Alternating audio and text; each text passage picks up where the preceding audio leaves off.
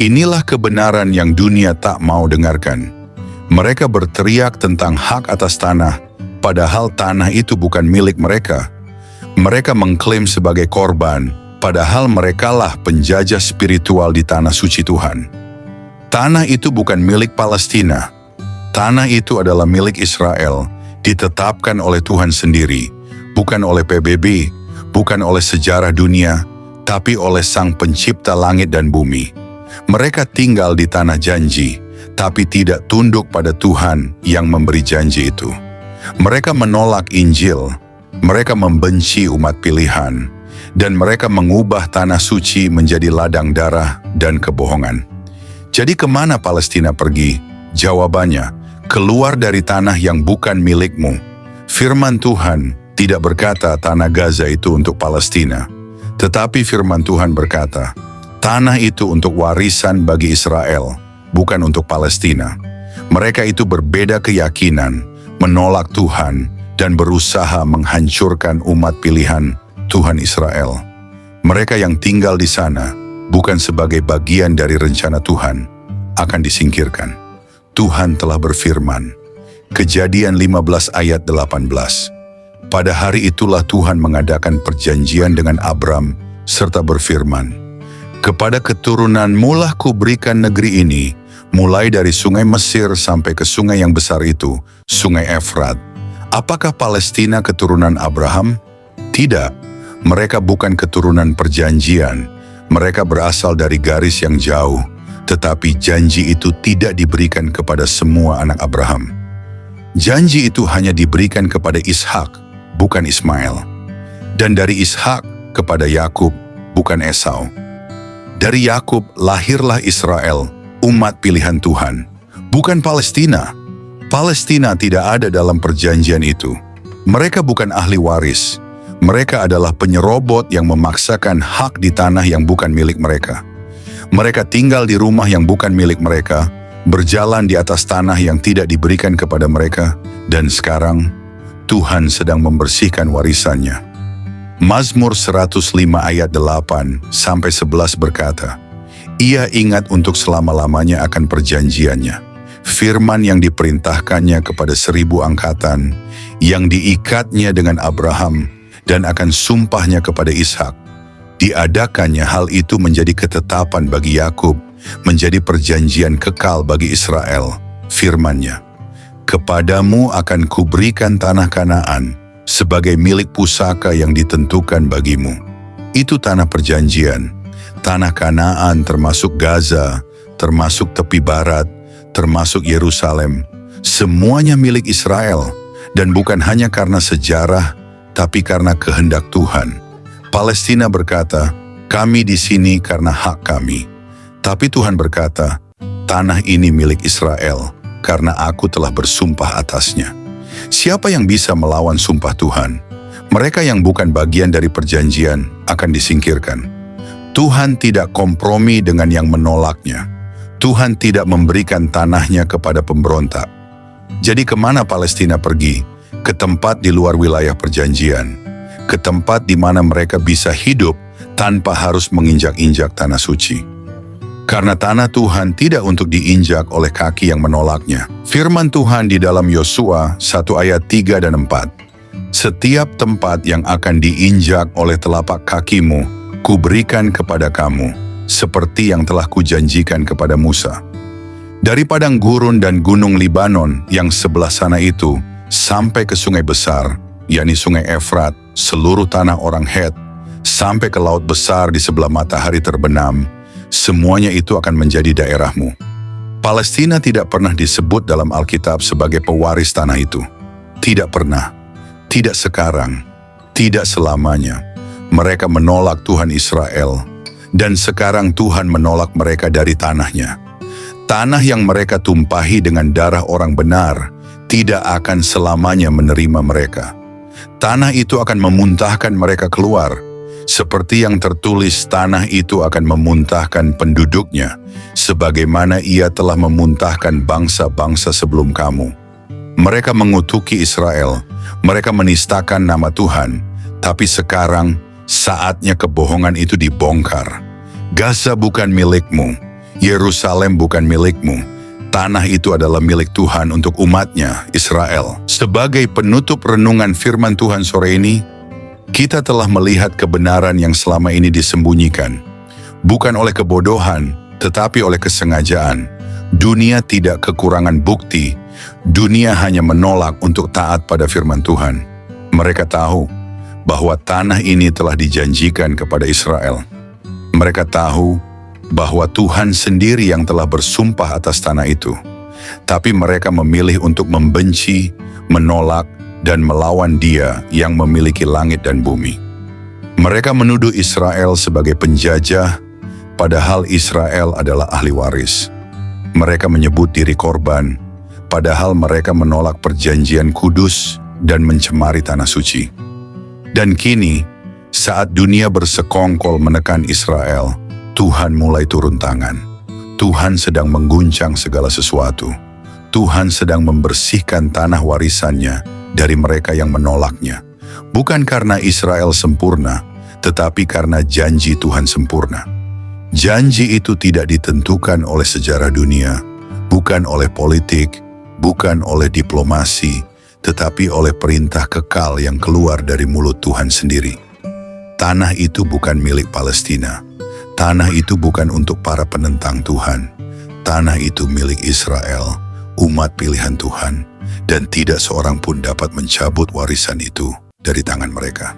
Dan jika ada yang berkata, bukankah semua manusia berhak atas tanah ini? Jawabannya, tidak semua manusia berhak tinggal di tanah yang Tuhan tetapkan bagi umatnya. Hanya mereka yang tunduk kepada Allah lah yang beroleh tempat. Mereka yang memberontak akan disingkirkan oleh tangan Tuhan sendiri. Karena tanah suci tidak boleh diinjak oleh kaki-kaki pemberontakan. Tanah perjanjian tidak boleh dipenuhi oleh darah orang fasik. Dan rencana Tuhan tidak akan digagalkan oleh propaganda dunia. Maka jangan tertipu oleh narasi dunia. Dunia sedang membela yang salah dan menghukum yang benar. Dunia sedang menepuk punggung para penolak Tuhan dan membungkam suara kebenaran. Tetapi Tuhan tidak akan tinggal diam. Tuhan sedang menyatakan kuasanya. Tuhan sedang menyingkirkan para pengganggu dari tanah pusakanya. Dan kepada kita yang mendengar kebenaran ini hari ini, ada satu pertanyaan penting. Di pihak manakah kita berdiri? Apakah berdiri bersama dunia yang bersatu menolak Tuhan dan menindas umat pilihannya? Ataukah kita berdiri di pihak kebenaran yang meski ditolak dunia, namun diperkenan oleh surga? Mari kita berdoa. Terima kasih Tuhan Yesus atas firman-Mu malam ini. Engkau sungguh baik. Engkau mengenal hati kami, lebih dari kami mengenal diri sendiri. Saat kami duduk diam mendengarkan firman-Mu, ada damai yang menenangkan, ada terang yang menerangi sisi hati kami yang gelap, dan ada kekuatan baru yang Kau tanamkan dalam jiwa yang lelah ini. Tuhan, hari ini mungkin tidak sempurna. Ada banyak hal yang membuat kami tersenyum, tapi juga tak sedikit yang membuat kami menghela napas panjang. Ada keberhasilan kecil, tapi juga kegagalan yang tak bisa kami hindari. Namun melalui semuanya itu, Engkau tetap setia. Engkau berjalan bersama kami, menuntun, menopang, bahkan saat kami tak sadar sedang Kau peluk dalam kelemahan kami. Malam ini ya Tuhan, kami datang di hadapan-Mu apa adanya, dengan segala kelemahan, keletihan, dan kerinduan kami.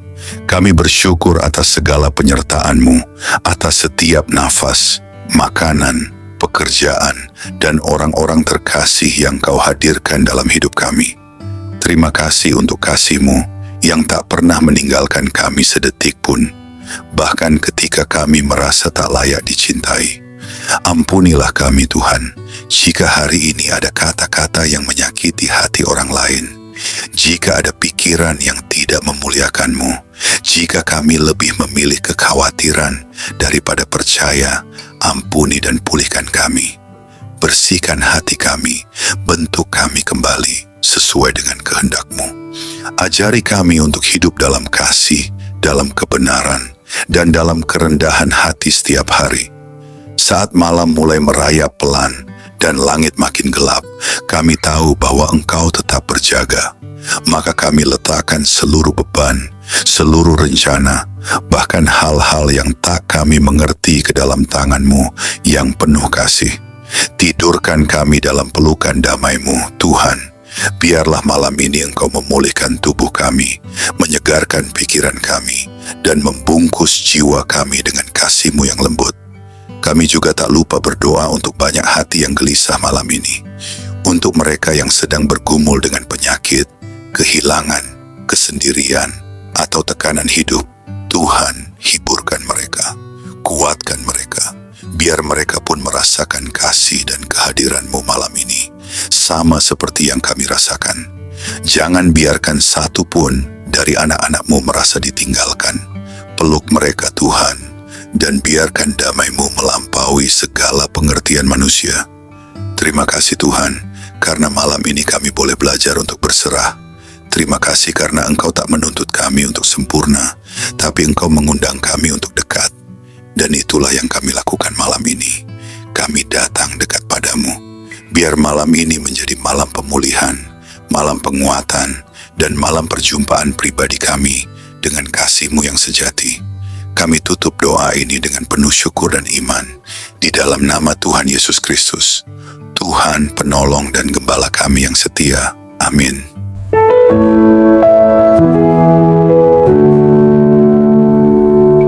Saudara-saudari terkasih dalam Kristus, terima kasih karena telah meluangkan waktu untuk bersama-sama merenungkan firman Tuhan dan menutup hari ini dalam hadirat-Nya. Setiap waktu yang kita habiskan bersama Tuhan bukanlah waktu yang sia-sia, karena setiap firman-Nya adalah benih kehidupan yang akan bertumbuh, menguatkan, dan memulihkan. Malam ini kita telah diingatkan bahwa di tengah gelapnya dunia, firman Tuhan adalah terang yang menuntun langkah kita. Saat dunia menawarkan kekhawatiran, Tuhan memberikan kedamaian. Saat hidup terasa berat, Tuhan memanggil kita untuk datang dan beristirahat di dalam kasih-Nya. Dan saat kita merasa sendirian, firman-Nya berkata, "Aku menyertai kamu senantiasa sampai kepada akhir zaman." Kiranya renungan ini tidak hanya menjadi rutinitas malam, tetapi menjadi perjumpaan pribadi dengan Tuhan. Biarlah firman-Nya terus hidup dalam hati kita, dan doa-doa yang kita panjatkan malam ini menjadi harum di hadapan takhta-Nya. Tidurlah dalam damai sejahtera, karena Tuhan yang memulai hari ini bersama kita adalah Tuhan yang juga akan berjaga semalaman dan menuntun kita esok hari. Jika malam ini kamu diberkati, jika ada sepenggal kalimat firman yang meneguhkan, menenangkan, atau menjawab doa hatimu, jangan lupa untuk like video ini, subscribe channel ini, dan aktifkan lonceng notifikasimu, supaya kamu tidak ketinggalan renungan-renungan berikutnya. Dan lebih dari itu, bagikanlah renungan ini kepada mereka yang kamu kasihi. Mungkin saja, melalui satu klik sederhana, Tuhan sedang menjamah hati seseorang yang sedang putus asa. Sampai jumpa di renungan malam selanjutnya. Tetaplah hidup dalam iman, tetaplah kuat dalam pengharapan, dan teruslah berjalan dalam kasih. Tuhan Yesus memberkati.